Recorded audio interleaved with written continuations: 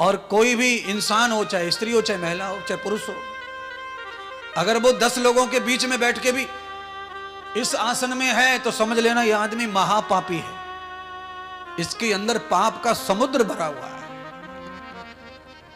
इतने लोगों में भी जो आदमी इस तरह बैठा हुआ है, समझ लो पाप से भरा हुआ है। ये जब भी फूटेगा कई लोगों के लेके डूबेगा। ऐसे व्यक्ति से दूरियां रखो। अच्छा बोलो, बम यहां फट जाए तो कितना नुकसान करेगा, और उधर चना के खेत में फट जाए तो क्या नुकसान करेगा। इसीलिए ऐसे आदमी को अकेला ही मरने दो, वो सत्संग में नहीं होना चाहिए। पर तुम्हें पहचान नहीं है ना, ये तो इसी आंख में पहचान है, तुमको नहीं है पहचान। इसीलिए जिस थाली में खा रहे उसी में छेद कर रहे, पर तुम्हें पता ही नहीं है। पर अब मैं बताऊंगा, अब मैं गुपचुप नहीं रखूंगा, उसको बता ही दूंगा। क्यों? तभी सेवा होगी अच्छी चप्पलों से, तभी मुक्ति मिलेगी। या तो सुधर जाएंगे और या तो फिर उधर जाएंगे। कौन है 2 बार जिसको गुरुजी कह रहे हैं कि सुधार हो जाएगा? कोई तो है। मंत्रा, मंत्रा म्हणजे बुद्धि, विचार। और बुद्धि जो है वो स्त्रीलिंग है। बुद्धि शब्द जो है स्त्रीलिंग है। माथा ये पुरुष लिंग है। तो मैं माथा नहीं कह रहा, मैं बुद्धि कह रहा। बुद्धि यहां नहीं होती है, ये ध्यान रखना, भूल में मत रह जाना है। आजकल जो ट्रक आ रहे हैं ना, उनमें इंजन पीछे आ रहा है। जो ऑटो आ रहे हैं, 3 व्हीलर रिक्शा, उसमें इंजन पीछे, और लोगों को भ्रम हो जाता है कि आगे फिर है पीछे। ऐसे ही तुम्हारी खोपड़ी में जो माथा है वो खाली है, बुद्धि शुद्धि सब पीछे। ये ध्यान रखो। अच्छा, रेल में गार्ड कहां होता है? पीछे। गार्ड का काम पूरी गाड़ी की निगरानी करना है। बुद्धि का काम पूरी जिंदगी की, पूरे विचारों की निरीक्षण करना है। पर वही बुद्धि भंग हो जाए तो फिर क्या निरीक्षण करेगी? गार्ड पी के सो जाए, क्या करेगा फिर? लाल बत्ती, हरी बत्ती, पीली बत्ती सब खत्म। इसीलिए हमारी बुद्धि हमेशा होश में होनी चाहिए, सत्संग में होनी चाहिए, सत्कर्म में होनी चाहिए, सद्बुद्धि। और जब सद्बुद्धि रहती है तो फिर वो किसी में बुराई नहीं देखती, वो बुरे को भी अच्छा ही करना चाहती है। सद्बुद्धि कैसी होती है? अग्नि के समान। अग्नि जैसे सब गंदगी को साफ कर देती है और स्वयं भी साफ ही रहती है, ऐसी बुद्धि होनी चाहिए। वो बुद्धि सत्संग से बनती है, सदाचार से, सदगुरु से। जिनके जीवन में गुरुदेव आ जाते हैं और उनका पालन बढ़िया करते हैं हर शब्द का, उनकी बुद्धि ताजा ही रहती है, फ्रेश रहती है। खाएं गुरु के संग, रहें गुरु के संग, और बुद्धि मलमूत्र वाली यूज करें तो आज नहीं कल पिटारा पिटेगा। बकरे की मां कितना भी सिन्नी बांट ले, यानी कि कितना भी मिश्री मुरब्बा बांट ले, पर उसे कटना है। अगर आपके अंदर यही विचार हैं तो आज कल परसों गुरुजी भी बचाएंगे तो नहीं, तो भी तुम्हारा नंबर आएगा कुटने का, पिटने का। और जिस दिन आएगा बाल एक नहीं रहेगा सिर पे, खींच खींच के मारेंगे लोग। क्योंकि वो तो कोई एकाध पुण्य है तुम्हारा जो काम कर रहा है।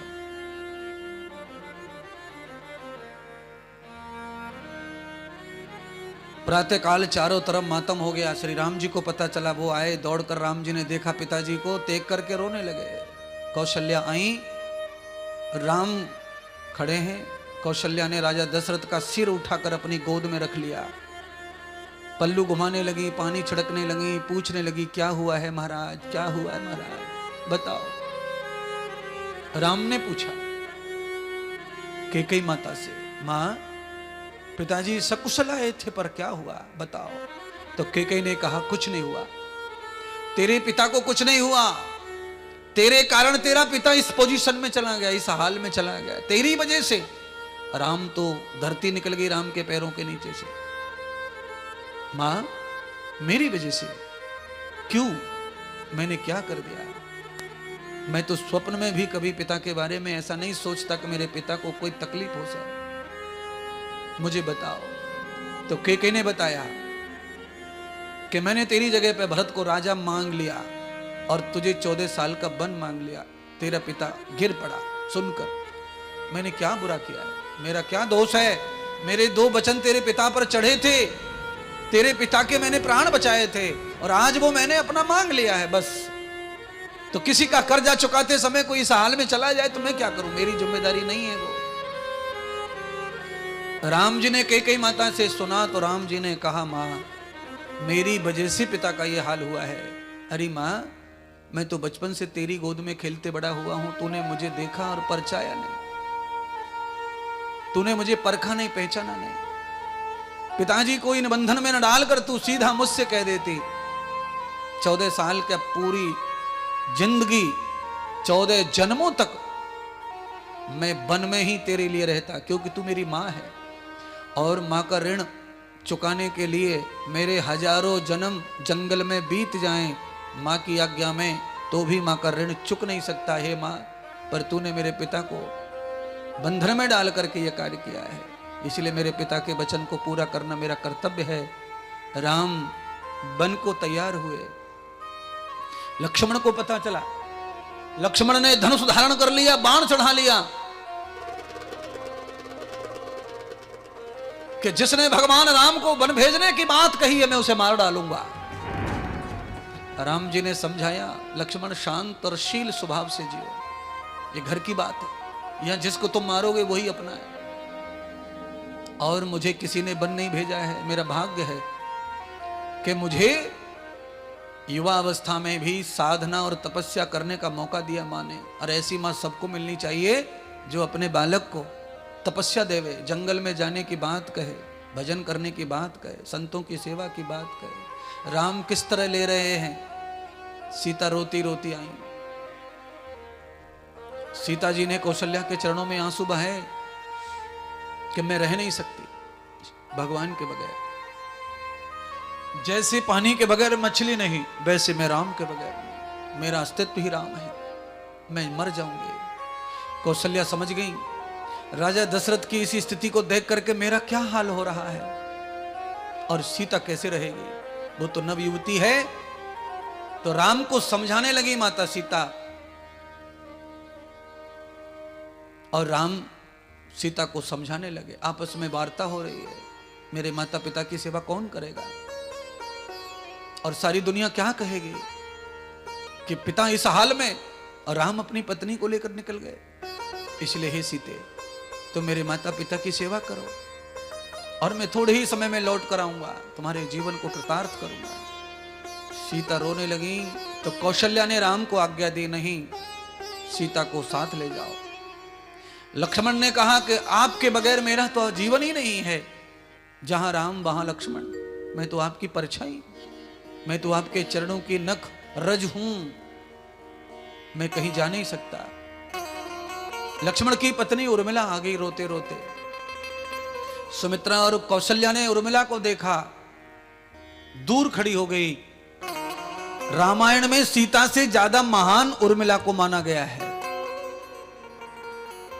सीता जाने के लिए रो रही है और उर्मिला रो रही है। तो पूछा क्यों रो रही हो? तो कहा मेरे पति आज भगवान की सेवा में जा रहे हैं, पर मेरी वजह से आप सब लोग उन्हें नहीं जाने दे रहे हैं, रोक रहे हैं। इसलिए मेरी बदकिस्मती है, मैं बड़ी पापनी हूं कि मैं भगवान की सेवा में बाधा बन गई हूं। इसलिए हे मां कौशल्या, इसलिए हे स्वामी, हे रघुनाथ, मेरे पति को अपनी सेवा दान करो। और मैं वचन देती हूं मेरे पति की याद मुझे कभी नहीं आएगी, मैं हमेशा आपकी याद ही करती रहूंगी। उर्मिला ने जब ये शब्द बोले तो सबने उर्मिला को गले से लगाया और राम जी ने उर्मिला को वरदान दे दिए। अनेक वरदान ऐसे दिए उर्मिला को कि जिन वरदानों को पाकर के भगवान राम जब कृष्ण अवतार में आए तो उर्मिला जी को ही भगवान ने सबसे ज्यादा महत्व दिया गोपी रास में इस रूप में लेके आ गए। बहुत लोग तो यहां तक कथाओं में बताते हैं, आचार्य लोगों ने, मैंने बहुत अध्ययन देखे हैं, बहुत सारी चीजें, तो बहुत लोगों ने यह भी कहा कि उर्मिला को ही श्री राधा बनने का अवसर मिला। त्याग का फल है वो।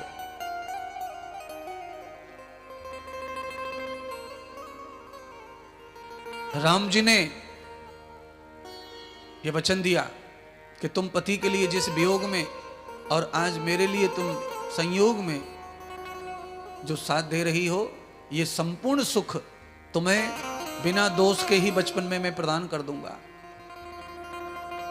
तो श्री राधा और श्याम का जो प्रेम है वो बचपन का है, जिसमें सिर्फ और सिर्फ उपासना ही उपासना है, पवित्र प्रेम। अलग अलग कथाएं, अलग अलग मान्यताएं भी हैं, पर मुझे लगता है ऐसे त्याग में ऐसा फल प्राप्त हो सकता है। आप में भी होगा तो आपको भी परमात्मा देंगे। कई अभी तक निष्ठुर बनी हुई है, पूरा अयोध्या लहूलुहान हो गया रो रो कर। और राम के वनवास की बात सुन के जब तैयारियां हुई तो कहते हैं अयोध्या के महल में तुलसी का पौधा था, सूख गया। किसी अच्छे व्यक्ति के जाने की वजह से कैसे खेत खलिहान, गाय भैंस सब परेशान हो जाती हैं, तुलसी के पौधा में भी जान है, वो भी समझ गया, सूख गया माना। कहते हैं मुख्य दरवाजा महल का जो था, चंदन की लकड़ियों का दरवाजा था। जैसे ही राम बाहर निकले वन के लिए, दरवाजे में दरारें पड़ गईं, लकड़ी फट गई, दरवाजे रोने लगे। ऐसी विदाई, ऐसा बन हो रहा, ऐसा प्रेम, ऐसा अनुराग है। प्रेम सबको प्रिय है, ईर्ष्या घृणा किसी को प्रिय नहीं संसार में, यह ध्यान रखना।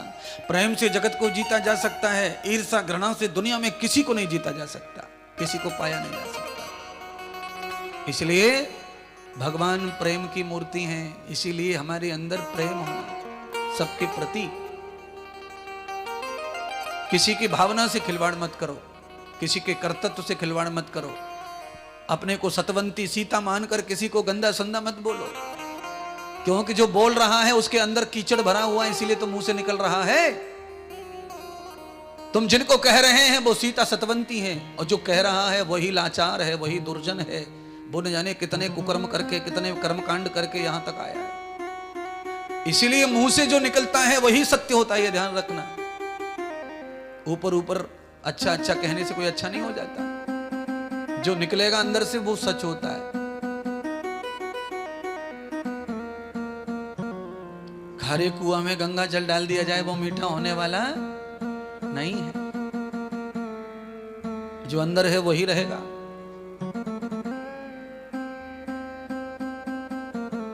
पहले अंदर की हिंसा को मारो, अंदर के पंथरा को मारो, अंदर की ईर्ष्या को मारो, अंदर के लालच को मारो, सब अच्छा होगा। राम तुम्हारा ही रहेगा। अगर तुम्हारी इच्छा केके की तरह हो जाएगी, मंथरा की तरह हो जाएगी, तो राम सीता लक्ष्मी नारायण दोनों ही तुमसे दूर चले जाएंगे। तुम्हारे पास क्या रह जाएगा फिर? क्या रह गया मंथरा के पास? क्या रहेगा केके के पास? महल, खेती बाड़ी, राज्य, नौकर चाकर, आनंद गायब हो गया, शांति चली गई, सुख चला गया। ये गाड़ी घोड़ा सुख नहीं देते किसी को, ध्यान रखना पगलो, इनमें सुख नहीं है। कितना भी बड़ा बंगला है, गोली उतनी बड़ी खानी पड़ रही है सोने के लिए, शुगर के लिए, बीपी के लिए, कोलेस्ट्रॉल के लिए, घुटने के दर्द के लिए। और घर जितना छोटा है, झुपड़ियां है, उतनी गोली कम खानी पड़ रही है। घर जितना बड़ा, गोली दवाई उतनी ज्यादा, डॉक्टर उतना महंगा, और जितना महंगा डॉक्टर दवाई उतनी ज्यादा लिखता है। गांव का थैला छाप कम लिखता है, और बड़े डॉक्टर पे चले जाओ पूरी थैला भर देता है, file file file file file, पूरी फाइल बना देता बीमारियों की। परमानेंट घर ले जाओ फाइल को। अच्छा, ये खेत की रजिस्ट्री है, सो घर ले जाए इसको। देख लिया ना, देख लिया, फेंक दो, दवा दो, ठीक करो ना। फाइल का मतलब है महीनों चलेगा कार्यक्रम। 2-4 महीने से पहले छोड़ने वाला ऐसा रहता है सिस्टर। इसीलिए क्या रह गया, कैकेयी के पास क्या रह गया? मरा हुआ पति और महल, नौकर चाकर सब देवता रूठ गए, महात्मा संत गुरु महाराज सब रूठ गए, क्योंकि जा पर कृपा राम की हुई ता पर कृपा करे सब। राम की कृपा हट गई, अब तो भैया पूरा का पूरा अयोध्या खिलाफ हो गया। अयोध्या के राजा के सुमंत जी रथ में बैठ के राम जी को ले जाने लगे तो सारा अयोध्या, सातों जात राम के पीछे पीछे और कोई नहीं रहा। राम चलत अति भयहु बिसादु, सुनि न जाई पुर आहत रागु। कुसुगु निलंक अवध अति सोहु, हरस विषाद दिवस सुर कोहु। राम चले बन प्राण न जाहि, केहि सुख लागी रहत तन पाई। श्री राम जय राम जय जय राम, श्री राम जय राम जय जय राम। पितु गुरु कहु कहु ससुरारी, रहे हो जहाँ रुके होहे तुम्हारी। मंगल भावन अमंगल हारी, द्रबहु सुदशरथ अजर बिहारी। द्रबहु सुदशरथ अजर बिहारी। श्यापति रामचंद्र भगवान की जय। राम जी को सुमंत जी ने रथ में बिठाया, पूरी प्रजा राम के पीछे, कोई नहीं रहा मतलबी स्वार्थी लालचियों के साथ। राम जी के बारे में पता चल गया।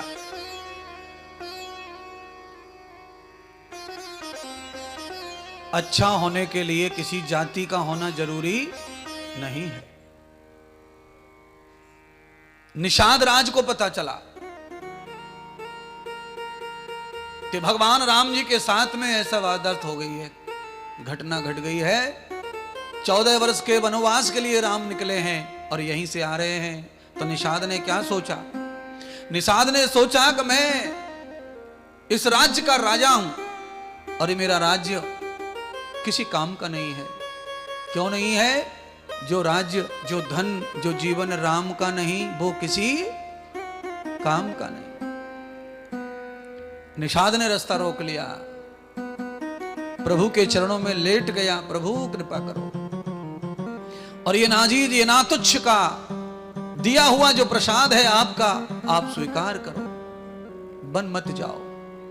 मेरी राजगद्दी, मेरा आसन पवित्र कर दो, मेरा राज्य धन्य हो जाएगा, मेरी प्रजा धन्य हो जाएगी आपके यहां रहने से। भगवान कहने लगे, निषाद, माता पिता का वचन झूठा पड़ जाएगा।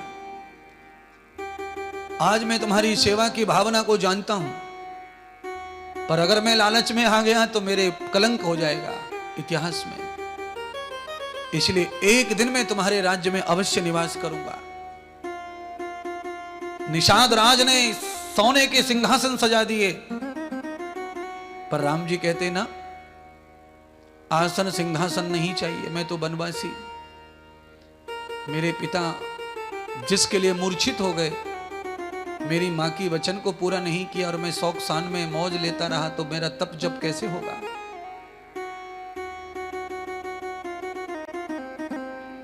तो पेड़ के नीचे एक पत्थर को उठा करके भगवान ने सिरहाना बना लिया, तकिया की तरह, और पत्थर पर सिर रखकर राम सो गए रात्रि में।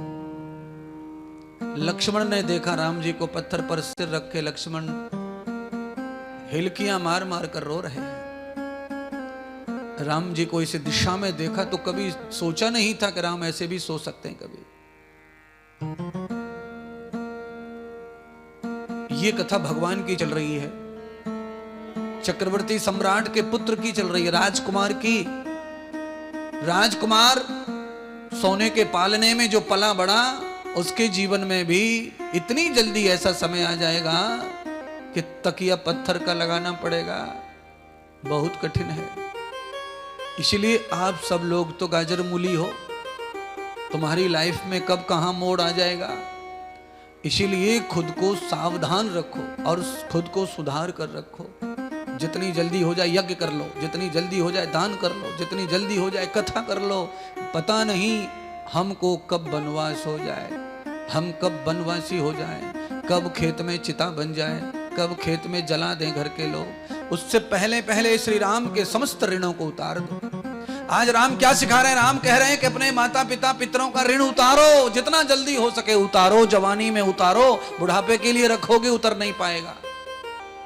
राम तुम्हारे बेटों की तरह, राम भी एक शब्द बोल सकते थे, मैं नहीं जाऊंगा वन, आधा राज्य ले लूंगा, आधा फलाना ले लूंगा, ठिकाना ले लूंगा। जैसे तुम्हारे बेटे बेटियां कोर्ट कचहरी कर रहे हैं कि नहीं कर रहे हैं? जलगांव में रोज जाते हैं कोर्ट में।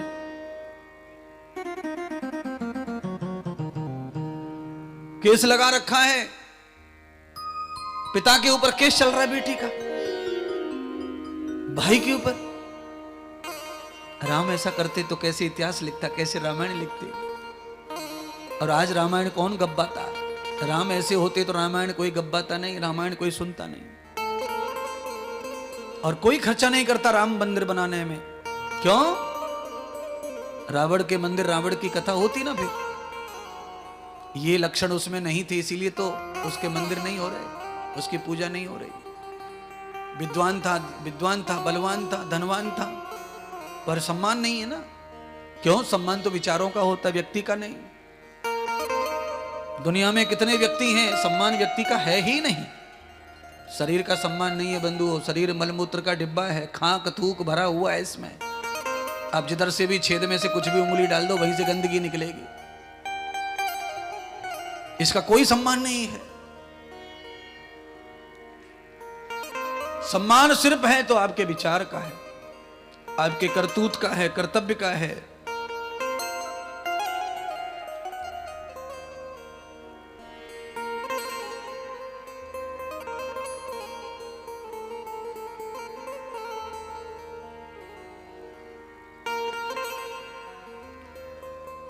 अर्धरात्रि में राम जी ने लक्ष्मण को उठाया, सीता को, सुमंत जी को प्रार्थना की, काका आप तो मेरे पिता के समान हैं, आप मेरी मदद करो। सारी मेरी प्रजा सो गई है और ये सब यही जानते हैं कि सुबह मैं अयोध्या लौट के जाऊंगा इनके साथ, पर ऐसा हुआ तो सब कुछ खत्म हो जाएगा, आप मेरी मदद करो। सुमंत जी रोने लगे और सुमंत जी ने कहा कि मुझे मृत्यु क्यों नहीं आ रही है? घोड़े कह रहे हैं मैं मर क्यों नहीं जाता, रथ कह रहा है मैं टूट क्यों नहीं जाता, राम को कहां ले जा रहे हैं? सबकी करुणा अलग अलग रो रही है राम को वन ले जाते समय, पर आज्ञा मान करके सुमंत जी रथ में बिठा कर ले गए राम जी को। और सूर्य उदय हो उससे पहले ही ब्रह्म मुहूर्त में पहुंच गए। कहां? गंगा जी पर। बोलो गंगा मैया की जय। गंगा मैया जिसको चाहे उसको पार कर सकती है और नियम और वचन को पूरा करवा सकती है। गंगा मैया नियम की पक्की है।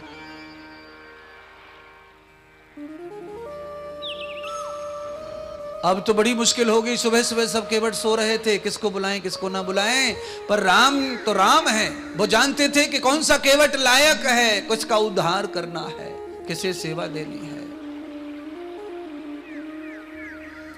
केवट को आवाज दी, केवट आया, नखड़े करने लग गया। राम समझ गए कि आज केवट की जरूरत नहीं है, आज जरूरत हमारी है, इसीलिए हमको ही केवट को सिर पर बिठाना पड़ेगा।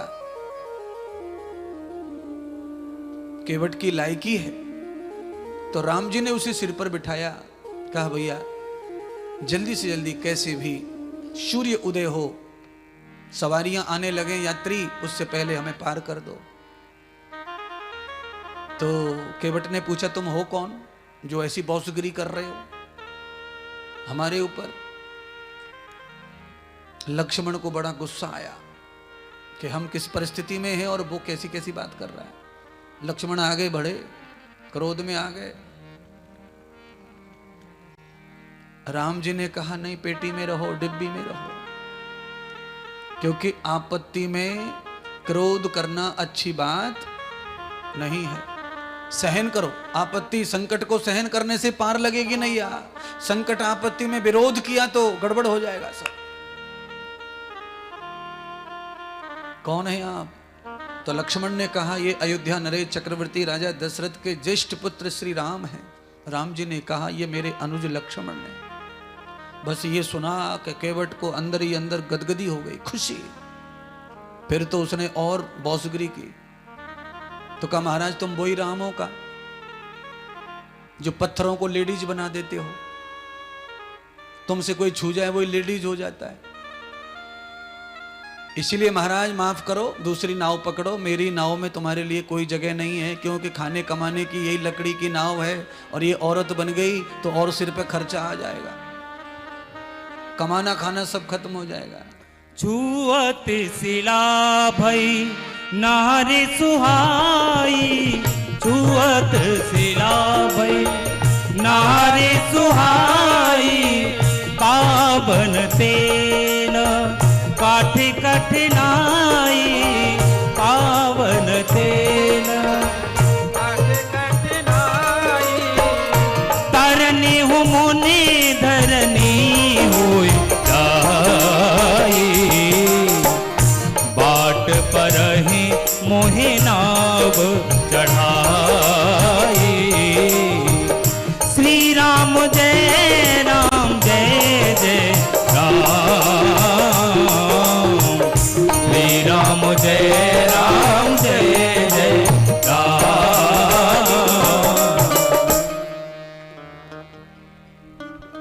केवट ने कहा मौका अच्छा मिला, आपके पैर में जो रेत है उसे बाहरी झाड़ू लगाओ, बाहरी धो, मेरे को डर लग रहा है, तुम्हारे रेत से ही ऐसा गड़बड़ हो जाता है सब। तो केवट चतुराई से, अंदर से तो श्रद्धा वही है भक्त वाली, पर बातें अलग अलग कर रहा है। परात लेकर आया, पैर धोने लग गया। केवट इतना चतरा है कि पैर धो करके बाद में सिंदूर कंकु लगाऊंगा, पहले अपना पितरों का कल्याण कर लो। पैर धो करके घर में बुजुर्ग बैठे थे बीमार, सीधा पानी लेके गया और वो अपने पितरों को पिला दिया। पितर बैकुंठ में चले गए सीधे के सीधे, पितरों का कल्याण कर दिया। किसी भी महापुरुष के चरण अगर धो लिए तो अपने घर में जितने भी मरे गिरे पितरों के चित्र हैं, कुछ हैं, सब पे छिड़को, घास पे, फूस पे, घर की दीवारियों, सब जगह छिड़क दो। केवट ने सबको तार दिया, आया, सिर की पगड़ी उतार कर गमछा निकाल करके पैर पहुंचने लगा।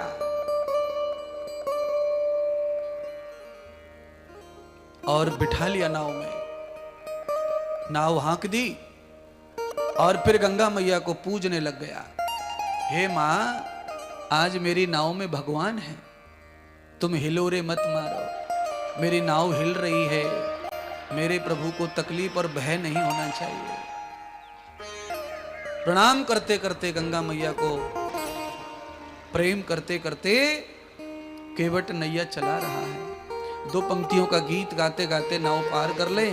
और मैं चाहता हूं कि पूरा पांडाल अब भगवान श्री राम के साथ बैठ जाओ नाव में, अपन भी पार लग जाएं तो लग जाएं, कोशिश करो। हे गंगा मैया धीरे बहो, ओ मेरी नैया में लक्ष्मण राम, गंगा मैया धीरे बहो, मेरी नैया में लक्ष्मण राम, गंगा मैया धीरे बहो, धीरे बहो, गंगा धीरे बहो,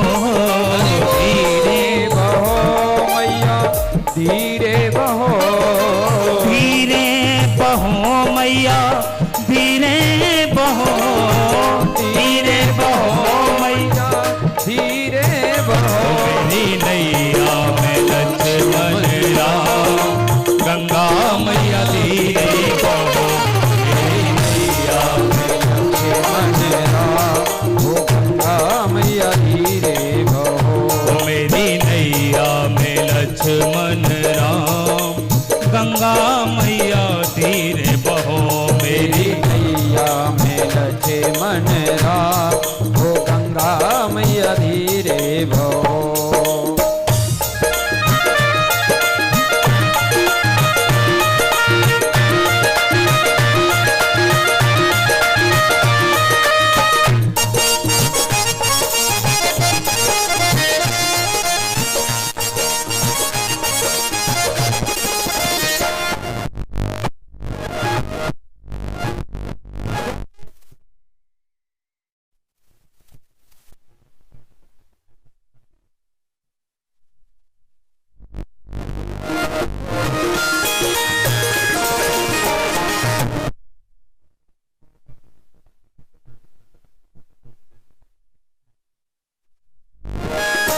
उछल उछल मत मारो हिचकोले, उछल उछल मत मारो हिचकोले, उछल उछल मत मारो हिचकोले, उछल उछल मत मारो हिचकोले।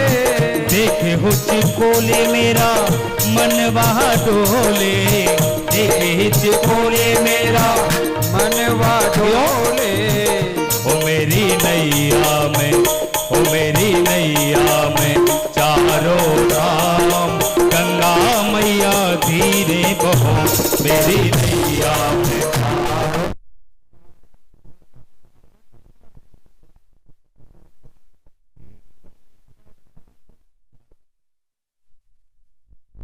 धीरे बहो मैया, धीरे बहो, धीरे बहो मैया, धीरे बहो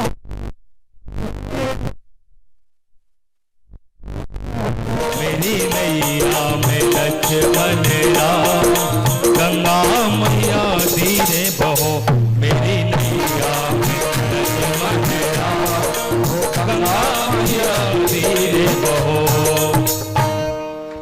श्री रामचंद्र भगवान की जय हो। पवित्र गंगा मैया की जय हो, आज के आनंद की जय हो। आज तो 5 थोड़े जल्दी बज गए। मुझे आज पूछना पड़ा ये फोटोग्राफर से कितने बज रहे, मेरी घड़ी में बजे तो मुझे तो टेंशन आ गया। आज नहीं समझा। चलिए परमात्मा का आनंद का समय, शेष कथा कल आपको अच्छे से सुनाएंगे। बोलिए सियावर रामचंद्र भगवान की जय।